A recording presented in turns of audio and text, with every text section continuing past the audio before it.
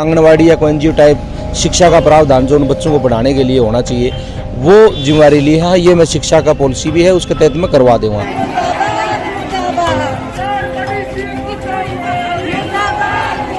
हजारों मजदूर यहाँ इकट्ठा होकर आए थे। हजारों मजदूरों की जो ताकत है उस ताकत के दम पे डीसी साहब ने कुछ बातचीत सुनी है।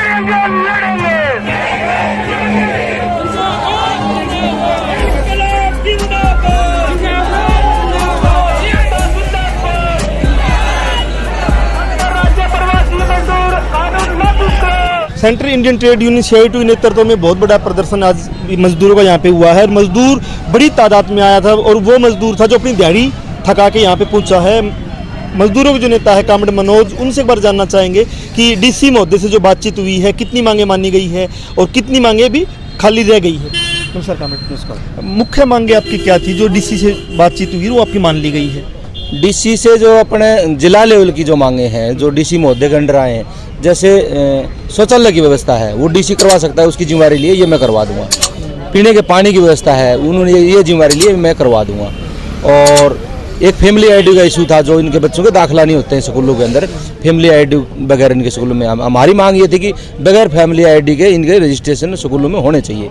तो डीसी महोदय ने कहा है कि भाई बगैर फैमिली आईडी तो नहीं कर पाऊंगा, लेकिन मैं इसमें ये करवा सकता हूँ, वहाँ कैंप लगवा के इनकी फैमिली आईडी बनवा सकता हूँ, वो जिम्मेवारी ली है।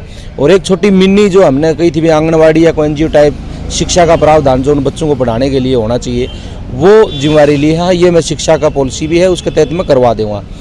एक दूसरा करेक्ट, ये सब जहाँ मजदूर जहाँ रहते हैं खासकर झुग्गियों में वहाँ के बारे में बात चल रही है, जहाँ शौचालय की और पानी के पीने के पानी की वो वहाँ की बात चल रही है, वहाँ की बात चल रही है। और दूसरा जो आग जलाने की घटना है बार बार जो घटना उसमें भी डीसी महोदय ने लिए कैसे लगती है आग। हमने कहा भी आग तो लगाई जाती है योजनाबद्ध तरीके से, जहाँ जहाँ झुग्गियाँ जली हैं उठी हैं वहाँ अलग तरीके का कोई निर्माण दिखाई देता है।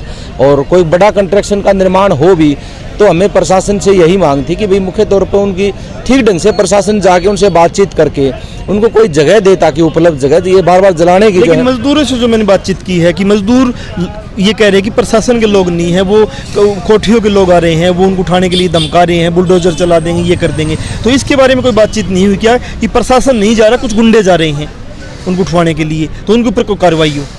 सही आपकी बात, तो प्रशासन डायरेक्ट कभी सीधा आगे नहीं आता, दूसरे शरारती तत्व लोगों को भेजकर ही धमकी दिवाना और वो सारी चीज़ें करता है। लेकिन मुख्य जो उसका टारगेट होता है भी उसका इंटरेस्ट किसका है, वो जगह सरकार की है तो दूसरे आदमी को उठाने से उससे कोई फायदा नहीं होगा, वो जगह ही सरकार की। मुझे ऐसा भी लग रहा है कि जब मजदूरों से बातचीत कर रहा था कि कुछ मजदूरों को डरा के उनसे हफ्ता लिया जाए किराए के तौर पे, कुछ गुंडे लोग जाते हैं मजदूरों को धमकाए कि आपको उठा देंगे, ये कर देंगे, तो उससे वो डर जाए और हफ्ता लेना शुरू कर दें। सेक्टर 16-17 में उड्डा भी लेता था 1000 रुपये पर झुग्गी को, जो बाद में बंद हुआ। सही आपकी बात है, ये चीज़ें तो होती रही हैं। पहले जयदेव की डाणिया में घटना होया करती, रूम पर जाके पैसे ले लिया करते मजदूरों से धमका के डरा के, और वो सेक्टर 16-17 में 1000 रुपया महीना वो लेते थे।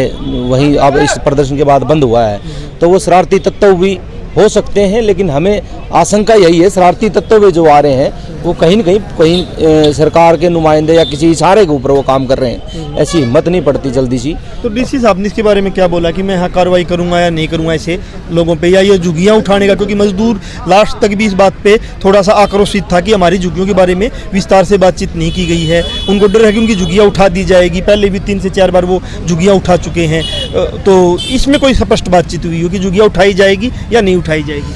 आवास के ऊपर हमने कहा है कि बार बार झुग्गियाँ जलाई जाती हैं, बार बार उठाई जाती हैं। एक झुग्गी बनाने में 3-4 हज़ार रुपया खर्च आता है और उसके बावजूद दिहाड़ियाँ भी टूटती हैं। तो उन्होंने कहा भी देखो आवास की जो व्यवस्था है ये सरकार की व्यवस्था है, लेकिन मैं इसके ऊपर बातचीत करके प्रधानमंत्री आवास योजना की स्कीम तो है, इसके अंदर आते हैं कि नहीं आते हैं, आने की तो बात यह है कि आधे लोगों के तो डॉक्यूमेंट ही नहीं है, संभावनाएं कम बढ़ पाएंगी उस पर। तो वो आवास वाली पे तो यही कहा है कि मैं बातचीत करके ही बता पाऊंगा, लेकिन मेरे जो लेवल की है। लेकिन जो झुग्गियों में रहते हैं आवास तो मिले न मिले, वो झुग्गियाँ हैं, वो उड्डा की खाली जगह पड़ी है, उस झुग्गियाँ बना के जो लोग रहते हैं उनको क्यों उठाया जा रहा है, इसके बारे में कोई बातचीत हुई है? उसी पे यही हुआ है कि झुग्गी जहाँ बैठे हैं कोई शरारती तत्व आता है तो इंडिविजुअल मेरे से शिकायत करो और उसको चिन्हित करो। अगर प्रशासन कोई उठाता है तो भी हम जलाने का काम जो हो रहा है बार बार में, हमने कहा भी प्रशासन की तरफ से जलाई जा रही है, तो उन्होंने कहा भी इसका मैं पूरी बारीकी से जानकारी ले लेता हूँ, प्रशासन कोई बदमाशी नहीं करेगा, इंडिविजुअल को आदमी करेगा तो उसमें मैं कार्रवाई करूंगा। आप लिखित में भी दे सकते हैं। मजदूरों का ये भी मानना, जब हम पूछ रहे थे कि जब कुछ ऐसे गुंडे लोग आते हैं उठवाने के लिए, आप पुलिस में क्यों नहीं जाते, वो कह रही पुलिस हमारी सुनती हम नहीं, हम गरीब लोग हैं। तो पुलिस पे भी कोई ऐसा कंट्रोल किया जाए, यहाँ से कोई आदेश पारित किया जाए, ऐसा कुछ बातचीत हुई है? उसी लिहाज से हमने कमेटी बनाने का इशू था हमारा, प्रवासी मजदूरों के ऊपर एक कमेटी बना दी जाए ताकि इनको देख रेख करे। तो उसमें डीसी महोदय की राय थी भी कमेटी बनाने से भी कुछ चीज़ें हल नहीं हो पाऊंगी, अगर डायरेक्टली कोई दखल दिखाई दे रही है तो उससे उस इशू का मेरे को इंडिविजुअल आप कभी भी आके शिकायत करो, मैं उस पर कार्रवाई करूँगा। एक जो मारी गई दिहाड़ी का भी मसला था इनका, प्रवासी मजदूरों का बहुत बड़ा मसला है कि किसी की 6,000, किसी की 10,000, किसी के 5,000, 2-2, 3-3 साल हो गए, उनका रुपया रुपया हुआ। हाँ, उस पर हमने बातचीत करी तो लेबर अफसर को वहाँ मौके पे बुला के और उनको कहा है कि जितने भी मारी गई दिहाड़ी के मसले हैं तुरंत लिहाज से इनके 2-3 तारीखों में निपटने चाहिए। अगर 3 तारीखों पर मालिक नहीं आता है या ठीक ढंग से बात नहीं करता है तो उसको नोटिस निकाल के मुकदमा दर्ज करो उस पर, कोई भी डिले नहीं किया जाएगा। ज़्यादा लंबा डिले होगा तो लेबर अफसर को ये मानेगा आप जिम्मेवार होगे और आप पर प्रशासनिक कार्रवाई होगी, ये एक ठोस में कहा है। और दूसरी ये कहा है कि तमाम झुग्गियों की, चौकों की मुझे लिस्ट बना के कब दे सकते हो। हमने 8 तारीख तक का समय मांगा है कि 8 तारीख तक को हम जहाँ जहाँ झुग्गियाँ, जितनी झुग्गियाँ हैं, कितने मजदूर हैं और चौकों पर कितने लोग खड़े होते हैं, उनकी हम लिस्ट बना के देंगे। वो लिस्ट बनने के बाद जो बोले मेरे लेवल की जो समस्याएँ हैं मैं जो कर सकता हूँ उन पर मैं काम तुरंत। लेबर चौक का एक मसला है कि बहुत जगह तो लेबर चौक है नहीं, लेबर चौक भी है, जैसे कैमरी रोड का लेबर चौक है, वहाँ कैमरी रोड के लेबर चौक पे सफाई नहीं होती, पानी रखना तो दूर की बात है। उसके बारे में कोई बातचीत हुई कि कुछ नए लेबर चौक बने, आपकी मांग थी, या जो बने हुए हैं उनको अच्छे से चलाया जाए, वहाँ शौचालय नहीं है, वहाँ पीने का पानी नहीं है, ऐसा कुछ बातचीत हुई हो? यही लोकल मांग है डीसी महोदय की, उनकी जिम्मेदारी लिए शौचालय जहाँ लेबर खड़ी होती है वहाँ पानी की और शौचालय की दोनों, जहाँ शेड बने वहाँ दोनों व्यवस्था मैं कर दूंगा। जहाँ लेबर शेड नहीं है वहाँ निगम से मैं रिक्वेस्ट कर दूंगा जगह दे और शेड बनाए, वो बना देंगे तो ठीक है, नहीं तो मैं मेरे तरफ से जिला प्रशासन से भी कोई शेड का आशियाना बना सकता हूँ। तो वो मुख्य तौर पर 8 तारीख को लिस्ट बना के हम देंगे उन चौकों की, सारी मजदूरों की जो है शिक्षा के ऊपर भी काम होना है उसके ऊपर जिला लेवल पर, वो लिस्ट हम 8 तक को सौंपेंगे। 8 तक इतने तक ये कहा कि मैं तमाम विंग जो हैं अलग अलग, इन विंग के अधिकारियों के साथ मैं मीटिंग कर लेता हूँ। कुछ अधिकारियों से कल ही करूँगा, कुछ अधिकारियों से जो ड्यूटी लग रही है इनकी, कोई मंगलवार को आता है, कोई बिस्तवार को आता है, उस हिसाब से बातचीत करके मैं 8 तारीख तक कंप्लीट जानकारी 8 तारीठ को आपकी फाइनल उनके साथ मीटिंग होनी बाकी है। वो अधिकारी, और 8 तारीख को हम लिस्ट देंगे। हम 8 तारीख को लिस्ट देंगे तब बातचीत, उस पर हमें जवाब कुछ ठोस आश्वासन देंगे भी ये इशू आपके मैं सोल्यूशन कर दूंगा, कितने आगे बढ़ पाएंगे। और मजदूरों की कॉपी का भी कोई मसला था कि उनकी कॉपी रजिस्ट्रेशन टाइम पे हो? हाँ, रजिस्ट्रेशन का है, वेरिफिकेशन का भी हमने कहा है। 90 दिन का नियोजक जो वाला है, उसमें एक इशू का है भी नियोजक वाला हम वेरिफिकेशन कैसे करें, मजदूर है कि नहीं है, बोर्ड का मेंबर है, बढ़ने लायक है कि नहीं है। तो हमने कहा अभी जो जिसके काम कर रहा है उसका एड्रेस दे होगा, फ़ोन नंबर दे होगा, किसी को डाउट हो तो वेरिफिकेशन कर लो, नहीं तो उसका रजिस्ट्रेशन नियोजक की वर्क स्लिप पे होना चाहिए। तो मालिक के जहाँ काम करता है वो लिख के दे दे, ऐसा बोल रही।